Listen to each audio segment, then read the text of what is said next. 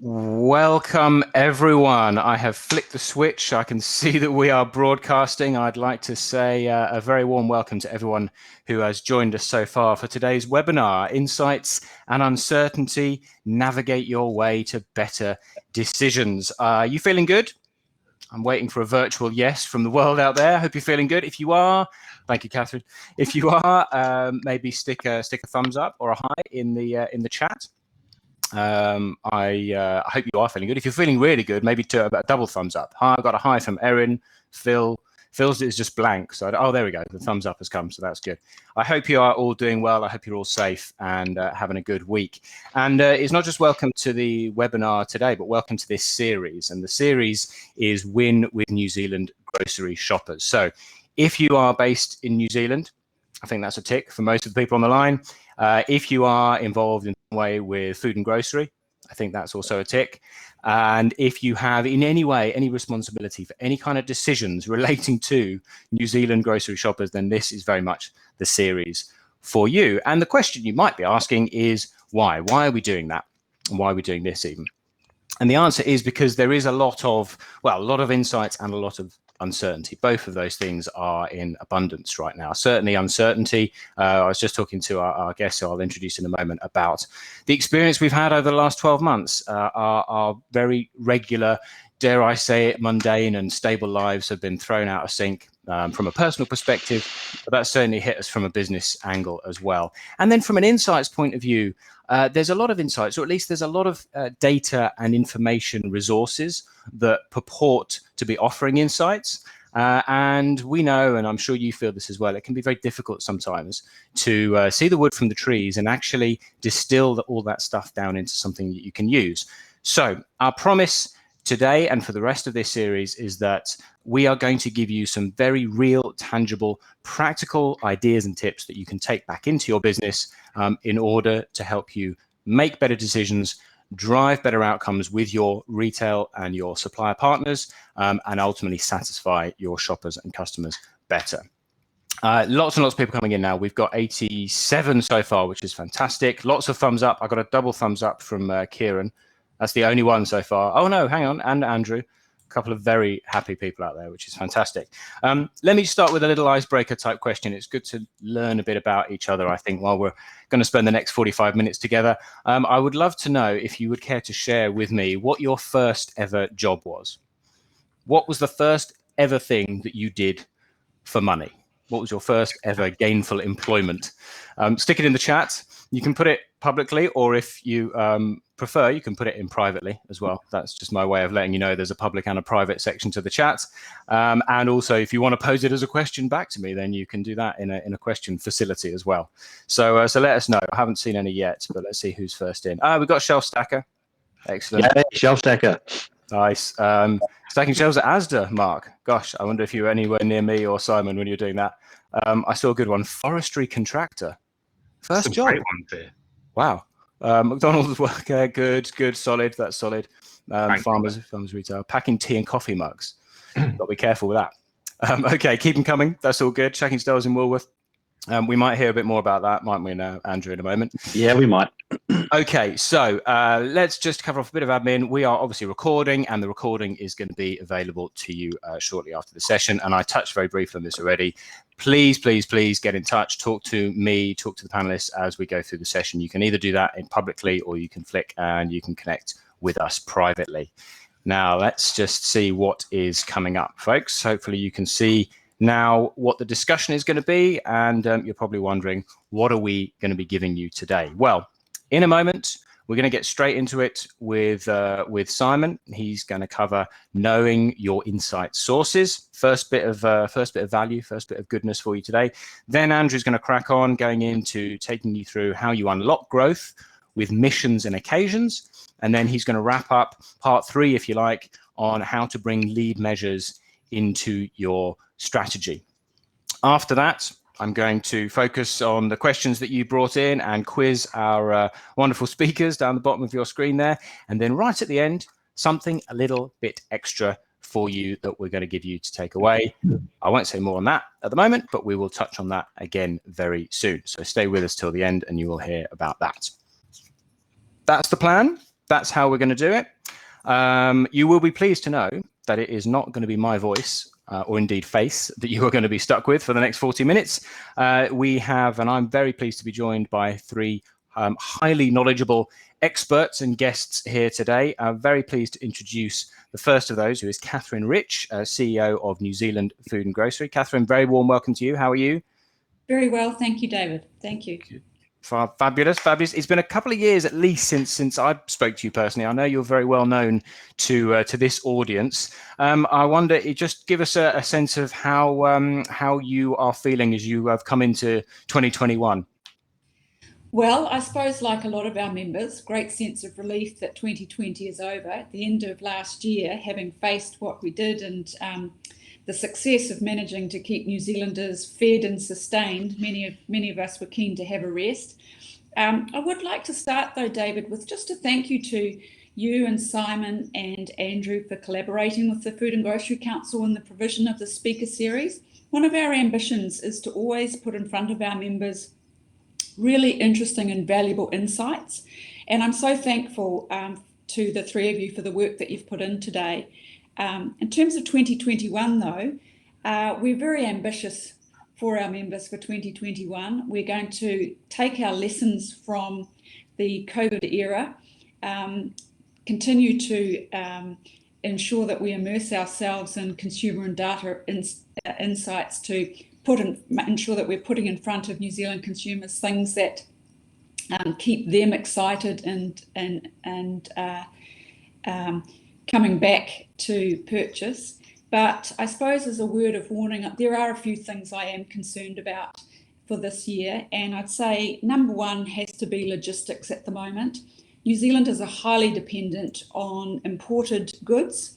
And of course, in terms of paying the bills for our economy, exported goods. And I look at what's going on in the ports, the global issues as a result of COVID, and I am concerned about the buffers our members are having to build in, which increases a lack of, makes it so much more costly to bring goods to this country, and that's an area we really have to sort out.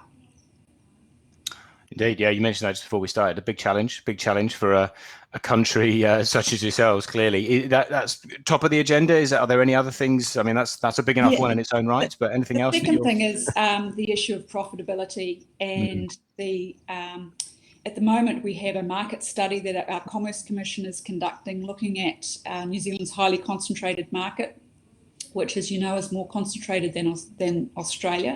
So we're working our way through that as well. And yesterday, I think our petition was tabled in the Parliament. We're really working very hard for the introduction of a grocery code of conduct, as you already have in Australia. I think it's a positive move for our industry. And not only do suppliers benefit, but also I think supermarkets and ultimately consumers. A great agenda, big agenda. We wish you the best with it during the course of this year, and thanks as well. It's a pleasure to have you with us. We will hear more from you, Catherine, as we go through the session. So we will look forward to that. Now, Simon in the middle here, perhaps not as well known to some of you. I know that he's a thoroughly decent chap, but you will have recognised he's a POM based in Oz. So perhaps, Simon, you can give us a bit of a sense of any kind of connection or affinity that you possibly have with this audience. Yeah, don't think too badly of me, everyone. Now, I am married to a Kiwi, so how's that for affinity to New Zealand? I think there's a lot of track record in British people being married to Kiwis, but my wife comes from Ashburton. But we're certainly looking forward to taking the kids back to see the grandparents as and when we can travel again. It's been too long. So from a personal point of view, absolutely. From a professional point of view, look, we've been in market for over 5 years now, and our mission, if you like, is to put shoppers at the heart of the conversation and at the heart of business decisions. And by doing that, really help aid the relationships and the business outcomes between retailers and suppliers.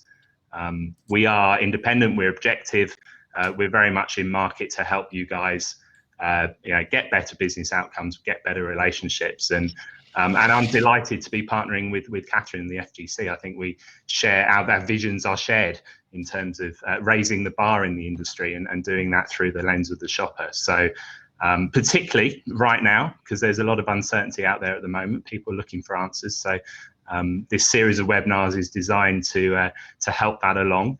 Yeah, looking forward to it. Very nice. Yes, collaboration is a big theme. I think we live and breathe this, don't we, Simon? And clearly you do as well, Catherine. The idea that there are times when we can work together and we can have achieve better outcomes. Simon, thank you for that. I was just going to ask you, anything else? You've covered that pretty well. Anything else that you're really passionate about? Anything else that gets you out of bed in the morning? No, I love the psychology of shoppers. It's not just about what they do; it's why they do it. Understanding how they think. I'm always in the supermarket having a look at people and figuring out what's in their head and why they're doing that. So that's led me down my path. But there you go. Maybe that's just me. Fascinating. No, it's me too. My husband, in fact, bans me from doing the shopping. There you go. Yes. I think many of us on this call will probably have a sense of understanding what this is like when you can just go and just wander around supermarkets. It's a strange habit for those who are not in the industry. But hey, look, it's all good. It's all good. Now, thank you for that, Simon. We will definitely hear more from you in a moment.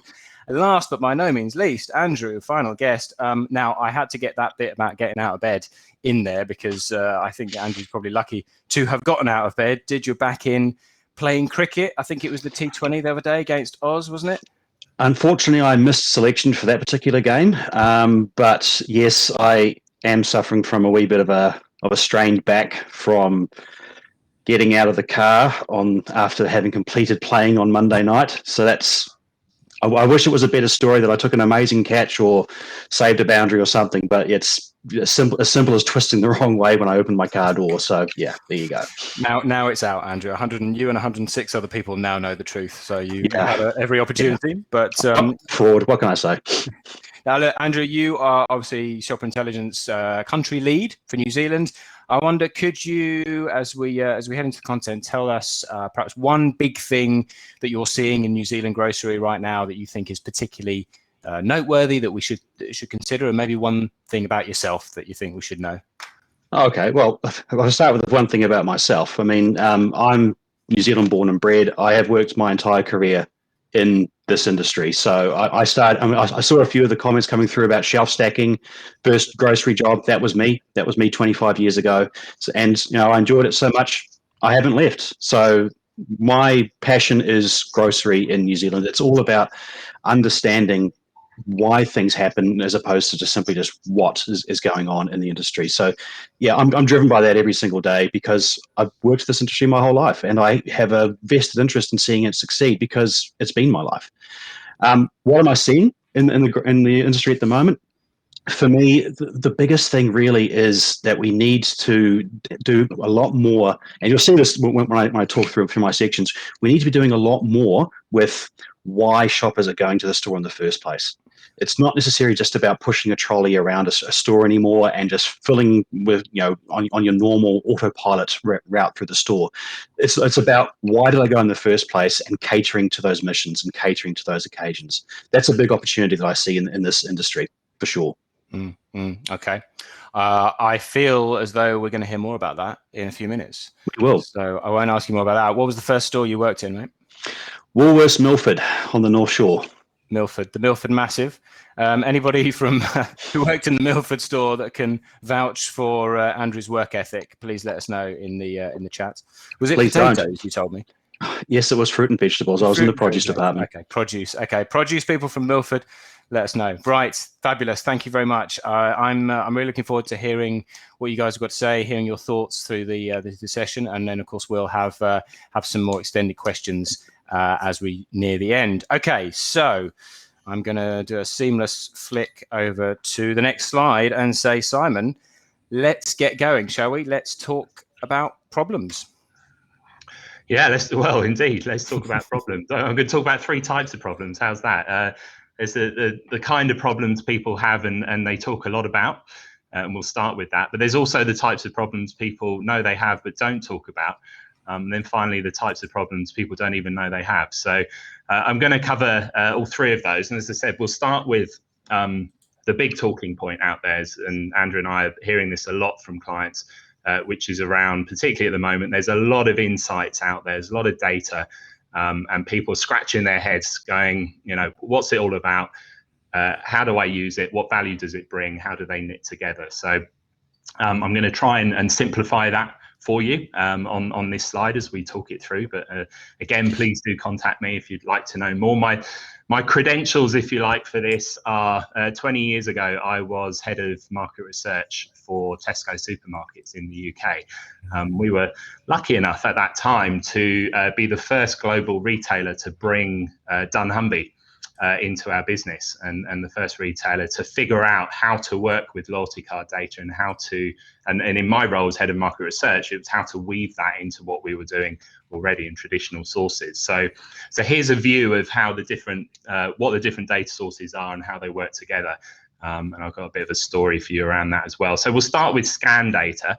I think most people know what scan data is. Very much about what is bought in market, measuring performance. A really good way to use scan data is to set and track KPIs.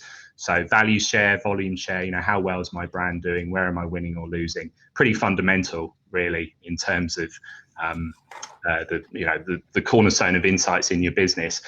If we then move to retail data or loyalty card data, so for example, Q Checkout, Quantium or dunnhumby, what this does is add a layer of shopper onto scan. So it is restricted in terms of one retailer read only rather than the market, but the benefits are it overlays the view of the shopper. What that allows you to do is to look at things like loyalty, look at things like switching, and the big uses around this are things like pricing and ranging decisions. So as an example, 20 years ago, when we got this data in and fancy algorithms, everything else, we plugged it into our categories. We looked at the herbs category. We saw that we range many herbs. There was a long tail. There were about 10 herbs at the end of that tail that weren't delivering the volumes or the margins that we wanted them to do. We then took the loyalty card data. We checked substitutability with those shoppers. So in other words, if that herb was out of stock, what would that shopper do? We figured out they were switching into other products. Therefore, it wasn't a big issue if we deleted those lines to improve margins. And that's what we did. And we were all very pleased with ourselves. And then, unfortunately, shoppers started to leave our stores. And we were, again, scratching our heads going, well, the algorithm didn't say that. The substitutability was there. So what's going on? That's where we then turned to panel data to understand where they were going. Now, panel data is great in that it's not restricted to one retailer. It's across the whole market. It still has the lens of the shopper. And we understood the retailers that our shoppers were switching to. Of course, what we didn't understand is why and how to fix it. It was only when we then asked the question why that we then started to talk to shoppers and understand, if we can just move on to the next slide, to understand what the occasions and what the trigger points were for those shoppers leaving. And what we found was that the herbs we'd deleted were actually fundamental to driving traffic into store through a dinner for tonight and a meal occasion. And that actually by deleting them, even though on that one trip they might have substituted, actually what was happening is we were really annoying them by not having those herbs in store and basically deleting the meal occasion for them, or the meal decision that they've made. So they were voting with their feet and leaving our stores simply because of the emotional attachment to those lines. So I guess my lesson is all of these insight sources have different, bring something different to the table. If you only rely on one, you do run the risk of making a decision that's actually not right for the shopper. And absolutely, you have to overlay mindset with the analysis and the algorithm, and if you want to avoid that risk, if you like. So at the beginning, I talked about 3 types of problems. That was the problem that everybody's talked about. Let me move on now to the type of problem that people have that perhaps they're not talking about, which is pretty critical to all of this, and that's people and capability. So how do you then, what do you do with this data? There's lots of data out there, and is it worth buying in? And is it a silver bullet? Are you going to get a seat at the table and suddenly become category captain? Well, it's more than just the data, right? It's the ability of your people whether it's in-house or through your agencies to actually make sense of the data.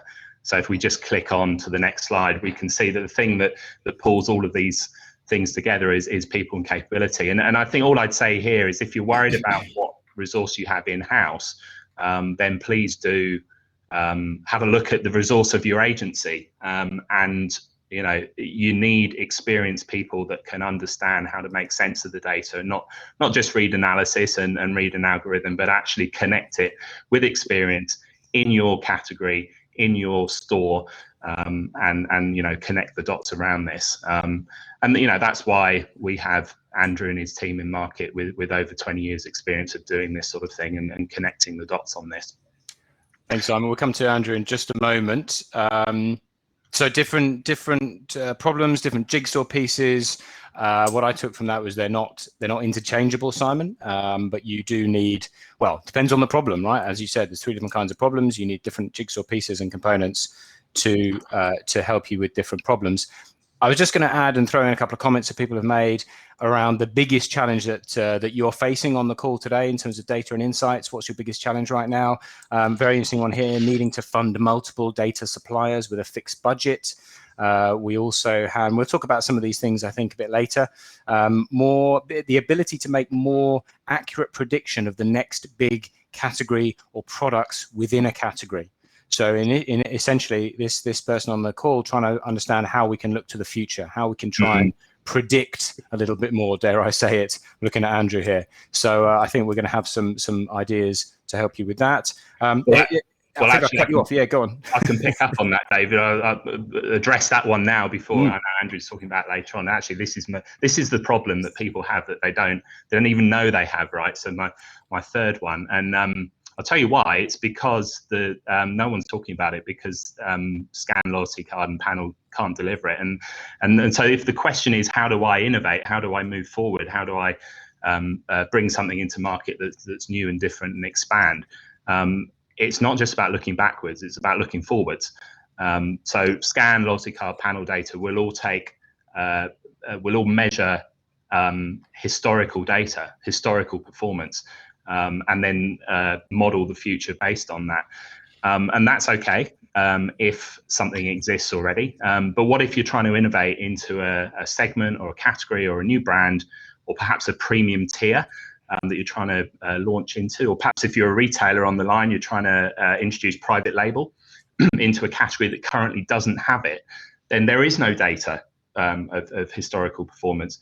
And so what you need to do then is talk to shoppers and certainly have measures in place that can measure the propensity of shoppers to buy into something new, whether it's innovation or premium or private label and so on, the willingness to consider.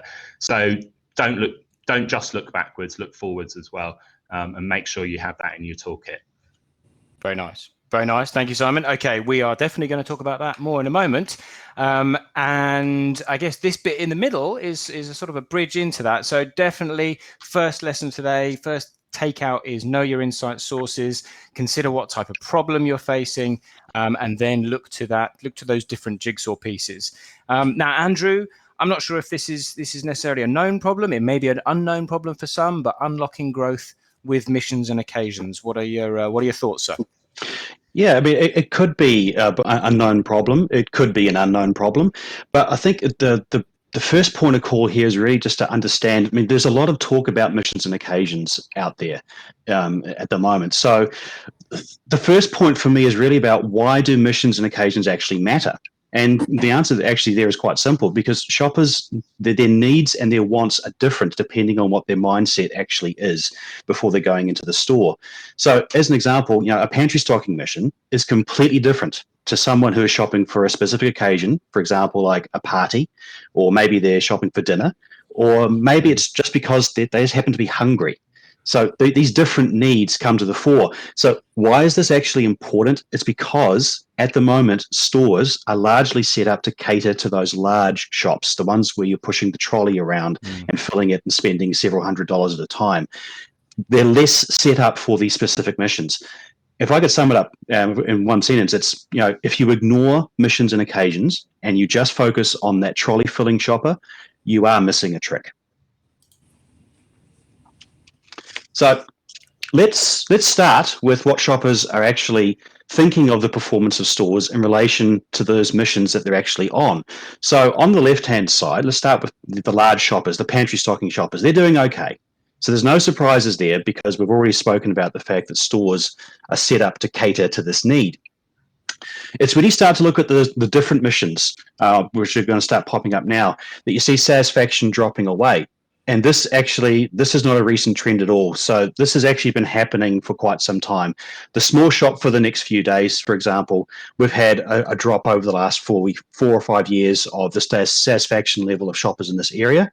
And the next one, which is all about a small shop, which is for consuming now, if that can just pop up. Is that popped up? I can't see it. There it is. There it is. Thank you, David. So a small shop, which is buy to consume or drinking now, that's also dropped away in terms of its level of satisfaction from a similar level for what the small shop for the next few days has dropped away.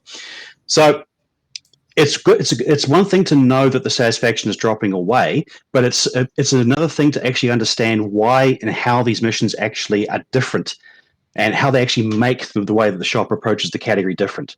In a different way. So let me bring this to life with an example. One category which I've got quite a bit of experience in the past, which is beverages.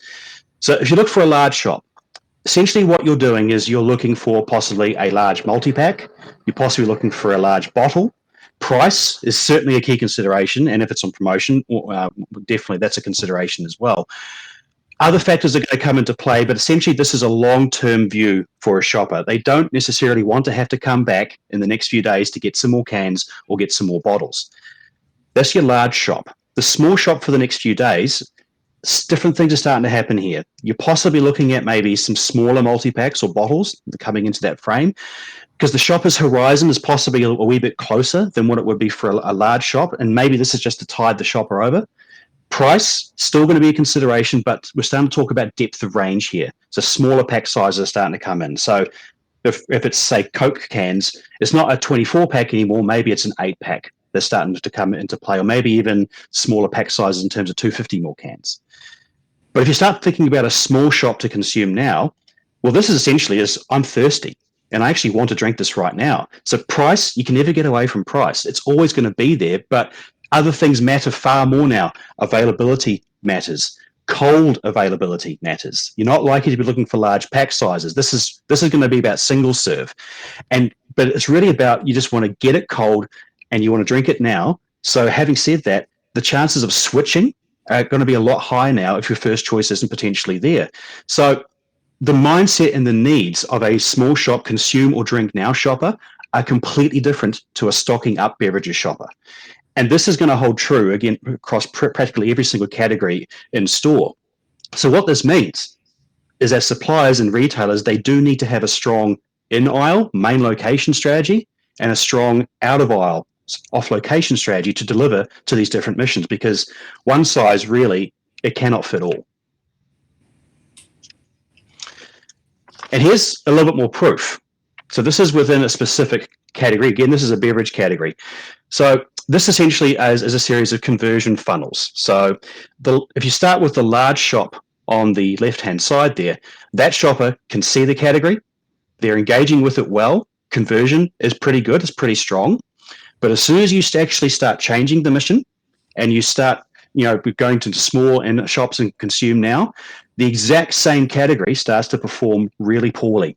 And significantly, if you look at the bottom there where it says dwell times, the amount of time that the shopper is spending at the fixture, it increases markedly when the shopper is moving from a price or a promo or a pantry stock mindset, which is the large shop, into one where different considerations start coming into the fore.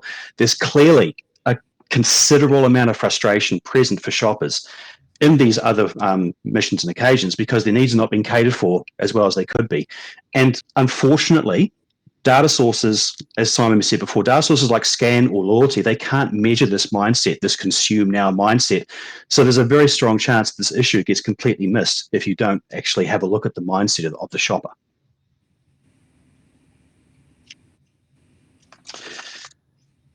But you might be sitting there going, so what? So possibly asking the question, which is, does it actually matter if certain categories deliver to these occasions or mindsets, for example, or maybe like buying for today versus buying for tomorrow or later in the week? And the answer is yes, it definitely does matter. So let's just have a quick look at what factors are important to shoppers just in general. So price, quality, and fresh, they do lead. Those are the ones on the left-hand side there. Shelf basics, they're also quite important, which is the blue section in the middle there. So it's stuff like availability. It's about the layout of the category. It's about where it's located in store. And then you have differentiators on the right-hand side, which is all about innovation. It's all about premium. It's all about authentic. It's an enjoyable shelf.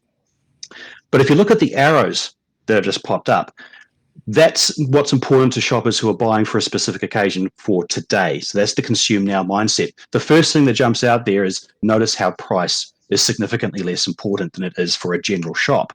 So, and other things are much more important as well. So things like layout gets more important, authenticity gets more important, and you get things like quality getting more important and range. So the role of the shelf, the range, the price points that you're talking about, all this communication that's going on at shelf, it's very different depending on what the shopper's mindset actually is.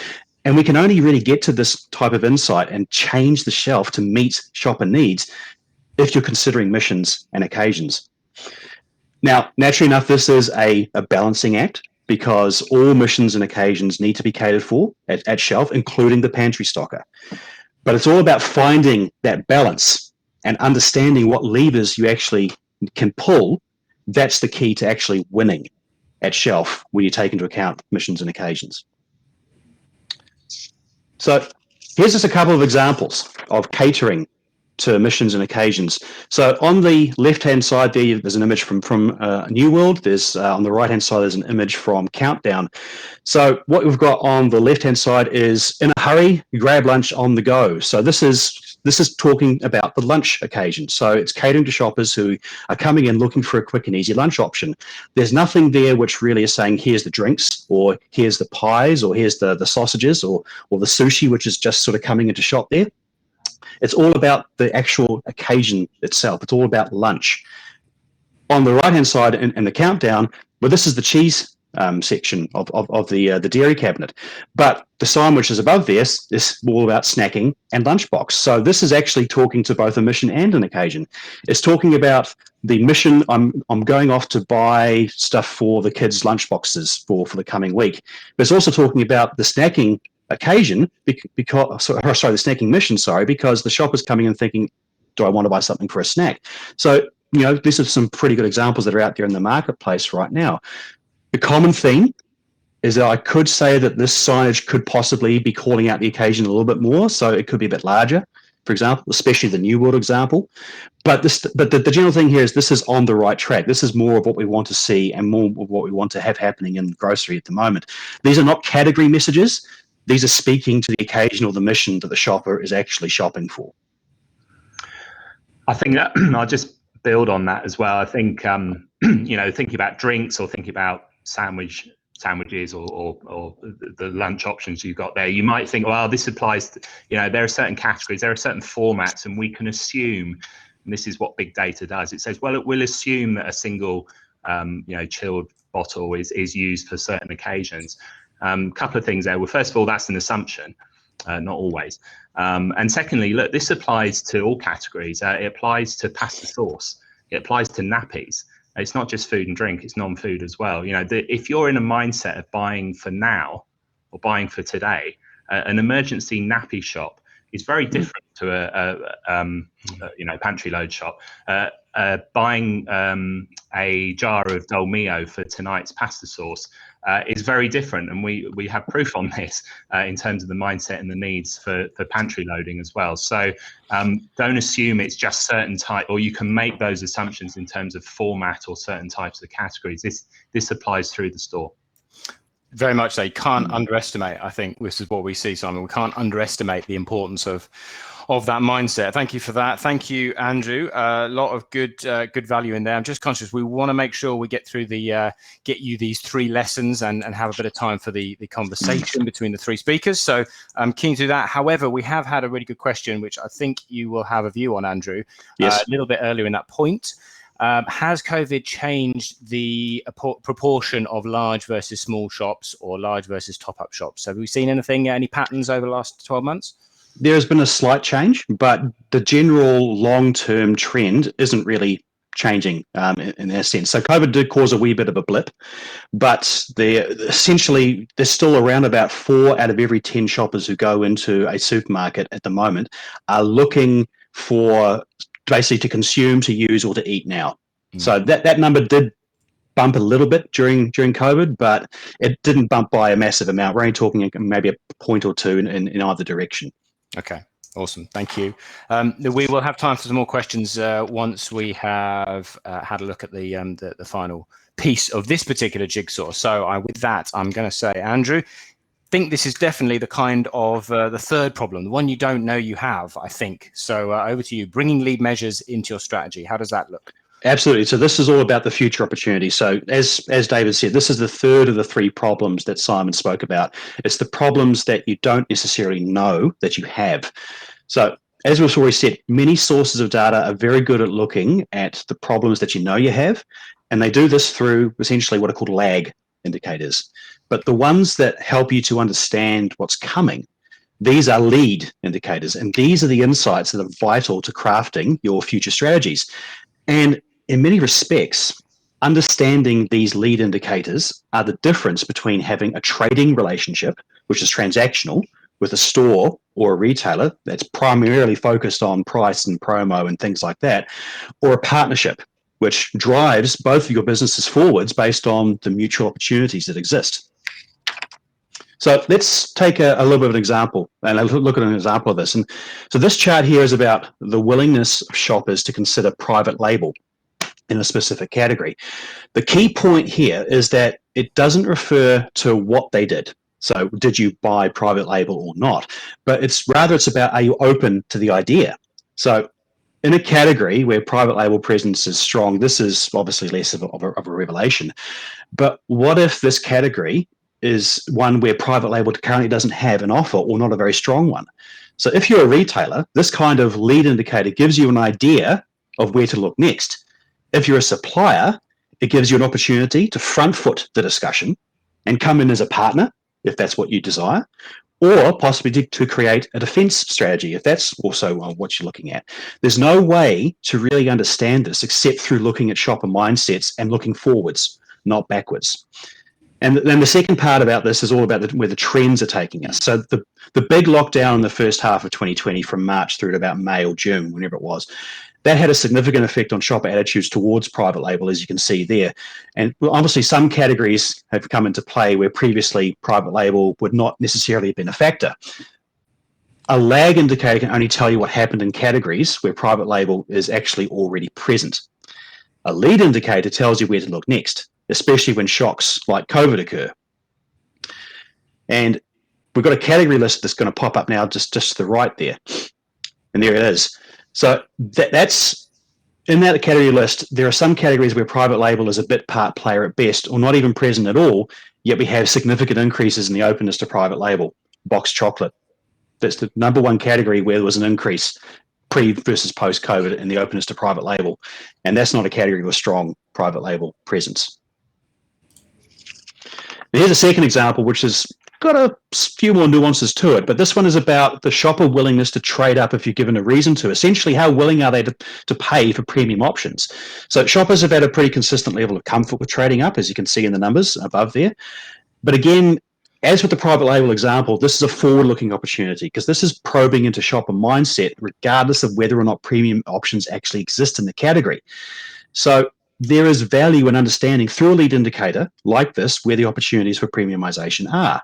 Now, COVID has thrown a bit of a spanner in the works in this instance because this is overall, there's no real change in shopper attitudes to premiumization, but within individual banners, there certainly is. So suddenly we have pack and save shoppers far more open to premiumization in a banner where the price and promo mantra is extremely strong. Lag indicators wouldn't be able to pick this up. Lead indicators, though, they can. So armed with that kind of information, the conversation now turns to specific categories within Pack and Save, which are driving that, and what can be done to capitalize on that. These are the types of conversations that change a trading transactional relationship into a partnership. So these categories, again, popping in at the right there, these are where things have changed the most from pre-COVID to post-COVID. So I would suggest that if you play in these categories, and if you haven't already, but you probably have, but if you haven't already, start to look at premium options, because the lead indicators are pointing very, very strongly in that direction. So I'll just close out my two sections here just with this parting thought. And for me, this is one which I've thought a lot about throughout my entire FMCG career. Do you want to be a trader, or do you want to be a partner? Andrew, I like that. Do you want to be a trader, or do you want to be a partner? I think I can see that resonates a lot with Catherine as well. I think maybe we'll come to you on that in a moment. Thanks so much, Andrew. That was a lot of good stuff there. I was going to just touch on something which was something you mentioned a bit earlier about these two measures that you've brought up, and it comes back to the something little extra that we were going to offer you on the session today. So Andrew has just talked through two of the measures in our program. One is around openness to private label in a category. The other is willingness to pay more in the category. In other words, willingness to pay for more premium products. If you would like to get hold of where your category or categories sit in ranking terms on both of those measures, then just stick a yes in the chat box now, and we will furnish you with that. Have I got that right? I'm not over-promising or under-promising, Andrew? Well, you said it now, so I can't take it back. It's there now, so we're going to do it. So yeah, if you've got any categories that you were interested to know where they sit in terms of that openness to private label, that willingness to trade up, these two really important lead measures, as Andrew's been talking about, then just hit yes in the chat box, and we will sort that out for you. Okay. Thank you very much. So there, I hope, are three very clear concepts, three very clear ideas to take away with you. And now we've got just a little bit of time to go back maybe on a couple of those issues or a couple of those topics, and also get your views as well. Catherine, I'd love to come to you first, if I may. I know you've been scribbling away there, so there's lots of interesting stuff. Perhaps just give us a sense, if you can. It's a big question, but what's your kind of overriding thought, or your overriding takeouts for you from the last half hour or so? Well, I suppose if I combine some of the messages from Simon and Andrew, it's not to be a slave to one particular source of data and insight, but also always to combine different sources and overlay them with that human touch, that instinct, that experience. Because when you're trying to predict a trend or innovation, you're never going to have 100% of all the information about where to go for your next move. And yeah, so I suppose for me, it's just the strong message about combining all those different sources of insights. And then I suppose ultimately trusting your experience as an executive and professional to determine what's best for the company and your category. I mean, absolutely. I think certainly in my background, I've talked a lot about that combination of tools, that collaboration, as we spoke about earlier. I mean, it isn't easy, is it? And perhaps a couple of people have commented on the challenges around budget and so forth. So it's never, decisions are always going to need to be made, right? But I guess any thoughts on how, as an industry, we can find our way through that best? Well, one of the things that retailers often say to me is that there is a thirst for real, true innovation and real and true development. Quite so often they see a refreshed brand or an extension, but there's always that desire to move into areas that are truly innovative and exciting for consumers. And I suppose that's just that should be the ambition for every single FMCG company to continually be on that search, so that you are putting exciting things in front of the retailers. And if you do that, then the rest of the process does become more straightforward, because there's more of an acceptance and an excitement from the retailer as well. I suppose another issue happens to be, you know, and someone put it in one of the chat commentary, and the chat commentary as well. When there is a cost of some of this data and insight material, you also have to make choices about what it is you are going to be able to afford. And again, you're going to be flying with not 100% of the information. So having to make choices about what your sources are going to be and what you trust. No, quite. And a couple of people have raised that as well. And it is obviously it's a reality of the situation. We've got a lot of people who are asking for those categories: Vicky, Jason, Nick, Michael, Andrew. Our Andrew, you're going to be busy after this. But that's great, and we'd love to get it into people's hands. Thank you so much, Catherine. I just turn to you, Simon, on this point. So yes, obviously there are budgetary constraints. We all live within those. I'm just interested to know. I think the audience would be interested to hear from you in terms of knowing these data insights, or insights components, and using them in the right way. Given your experience, not just in Tesco days, but over the last 10 or 12 years, how do you actually go about that? How challenging is it, and how do you embed some of these different perspectives and different data sources effectively? Yeah, well, there's the $6 billion question, right? I mean, I think it all comes down, but where I would start with that is what is the outcome that you want to achieve? And, Catherine's articulated a very big outcome, which a lot of clients would have, which is around innovation and growth. But maybe it's margin, maybe it's profitability, maybe it's volumes, or so on. Maybe it's relationships, with retailers. What is it you're trying to achieve, and then go back and say, well, what is the mix of not just data and insight sources, but agency partners or recruitment into your insight team, and building a team, or building a shopper or marketing team that can deliver to that. There is no silver bullet. There is no one insight source, including shopper intelligence, that on its own is going to deliver to all of these things. They need to work together, and at different times in your business cycle, depending on the outcome you want, is then when to know which lever to pull and where to invest your money. And it's having a plan for that over time. So perhaps this month or this quarter or this year, I'm going to go a bit heavier on my needs and occasions. Perhaps next year it's a bit heavier on loyalty card data or whatever it might be to really then action that. And look, we can help you with that in terms of our perspective of where your business is, and aligning that with the data sources out there.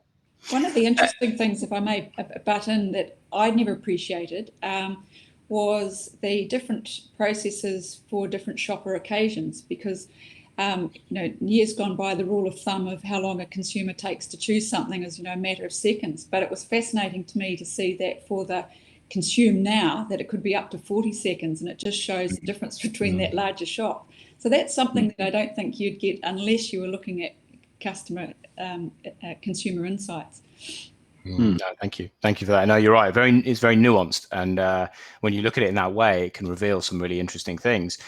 Simon, just to close with you before I go on to Andrew, you talked about the process of getting there. I know you would have worked with a lot of people over the years who did get there. Can you describe what it looks like when you have reached that place, when you are doing what you described effectively, when you're using these data inputs optimally? Sure. So, I mean, again, it depends if you're a retailer or supplier. It depends if you're a tier one supplier with lots of budget and so on. But broadly speaking, what does good look like? And Andrew spoke to this.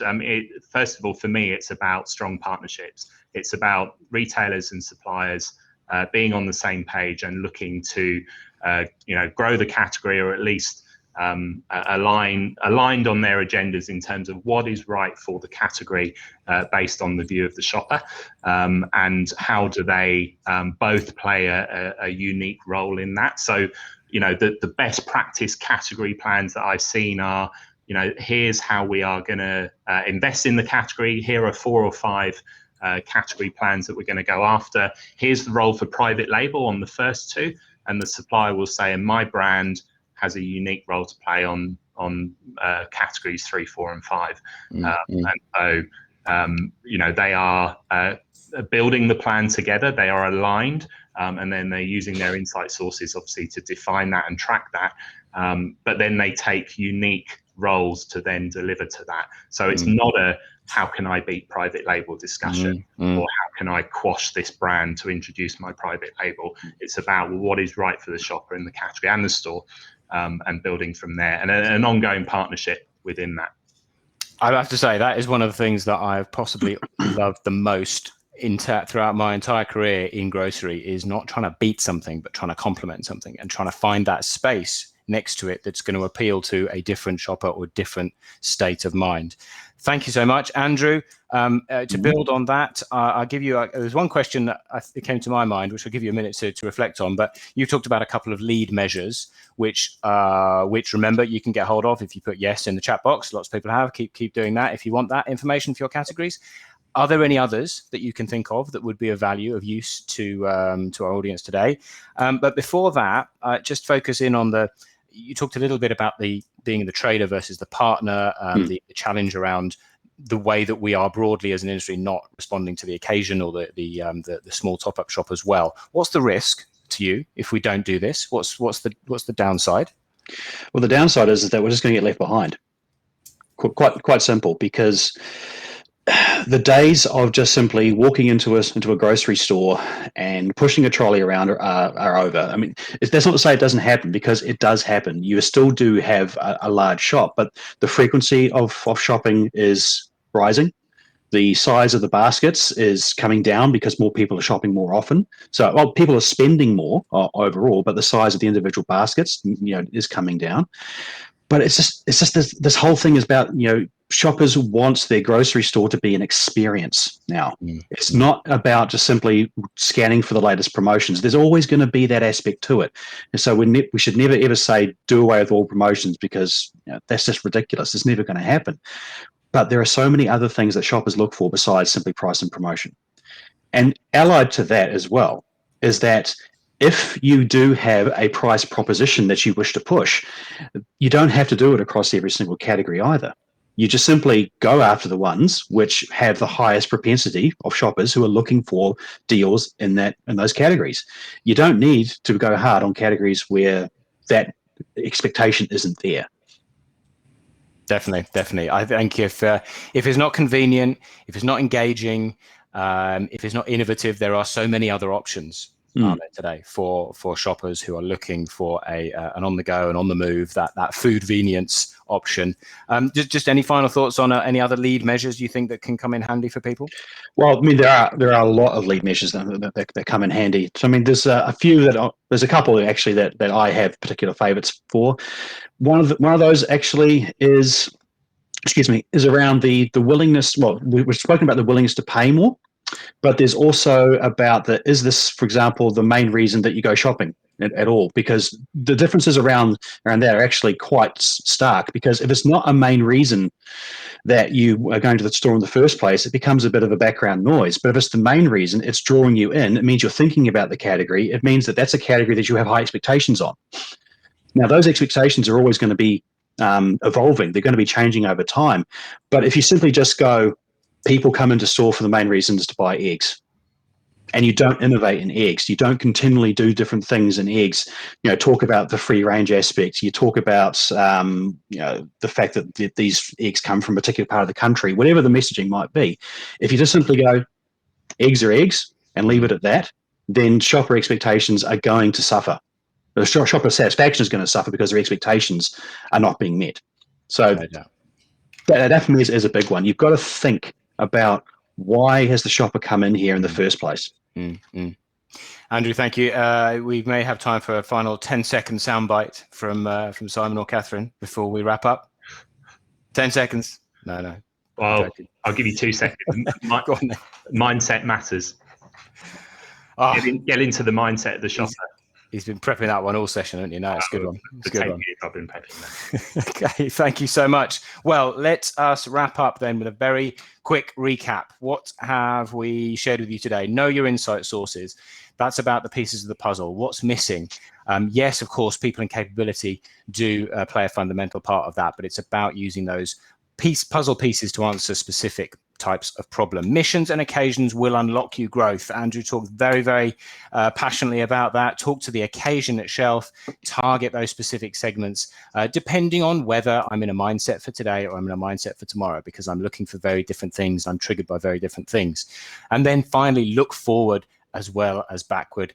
The future doesn't live in the rear view mirror. I like that one. And we see this week in, week out. It's really, really important to measure what you do based on what shoppers want, what they desire, what they need more of, and what they're telling you that they would like to see in store and as well as pre-store. So final word. I would like to say a huge thank you again to Catherine and to New Zealand Food and Grocery Council. Thank you so much for partnering with us on this session. Thank you, and I'd like to say thank you to you as well. It's been a pleasure. We will see you for the next one. Thank you to Simon. Thank you to Andrew for your insights, your input today. And thank you to all of you for taking part. People are still writing in with their yeses, so there's still a couple of minutes left. If you want to get those categories for those two measures, then let us know. Remember as well, the next webinar in this series is on March 10th, and that is how to win shoppers with tailored ranges and stay efficient. Make sure you join us for that. Have a great day, have a great week, and I look forward to speaking to you very soon. Bye for now. Thanks, everyone. Thank you, everybody.